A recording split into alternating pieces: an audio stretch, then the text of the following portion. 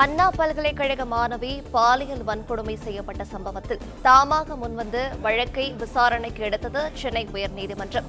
விவரங்களை செய்தியாளர் ஆனந்த்குமார் வழங்கிட கேட்கலாம். ஆனந்த்குமார், வணக்கம். இது பற்றின கூடுதல் விவரங்கள்.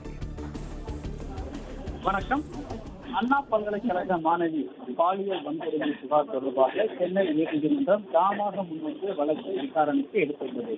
இந்த வழக்கினுடைய விசாரணையை பிற்பகல் 2.25 மணிக்கு சென்னையில் அண்ணா பல்கலைக்கழக துணைவேந்தர் மற்றும் பதிவாளர், கோட்டூர்புரம் அனைத்து மகளிர் காவல் நிலைய ஆய்வாளர் உள்ளிட்டோர் பதிலளிக்கவும் உரிய விளக்கத்தை அளிக்கவும் சென்னை உயர்நீதிமன்றம் உத்தரவிட்டிருக்கிறது. அண்ணா பல்கலைக்கழகத்தில் படிப்பு வருகிற மாணவி பாலியல் வன்கொடுமை செய்யப்பட்டார். இது தொடர்பாக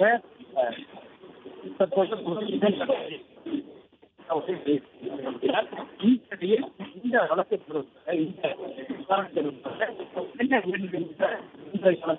நீதிமன்றம் நீதிபதி எஸ்.எம். சுப்பிரமணியம் மற்றும் லட்சுமி நாராயணன் ஆகியோர் அடங்கிய அமர்வில் ஒரு கடிதம் ஒன்று வழக்கறிஞர் வரலட்சுமி என்பவர் சார்பில் ஒரு கடிதம் ஒன்று அனுப்பப்பட்டது. இந்த விவகாரம் தொடர்பாக உயர்நீதிமன்றம் தாமாக முன்வந்து வழக்கை விசாரணைக்கு எடுத்துக் கொள்ள வேண்டும் என்று தெரிவிக்கப்பட்டது. அதே போன்று வழக்கறிஞர் என்பவர் ஒரு முறையீடு ஒன்று செய்கிறார்.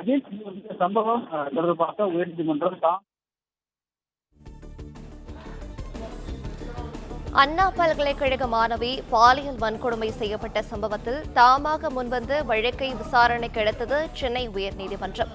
உள்துறை செயலாளர், டிஜிபி, காவல் ஆணையர், அண்ணா பல்கலைக்கழக துணைவேந்தர் தரப்பில் பிற்பகல் 2:15 மணிக்கு விளக்கம் அளிக்க உத்தரவானது பிறப்பிக்கப்பட்டிருக்கிறது. அதிமுக வழக்கறிஞர் வரலட்சுமி என்பவர் எழுதிய கடிதத்தின் அடிப்படையில் தாமாக முன்வந்து வழக்கை விசாரணைக்கு எடுத்தது உயர்நீதிமன்றம்.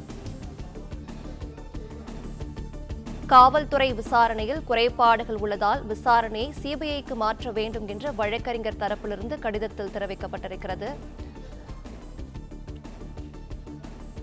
இன்று பிற்பகலில் வழக்கை விசாரிக்கிறது சென்னை உயர்நீதிமன்றம்.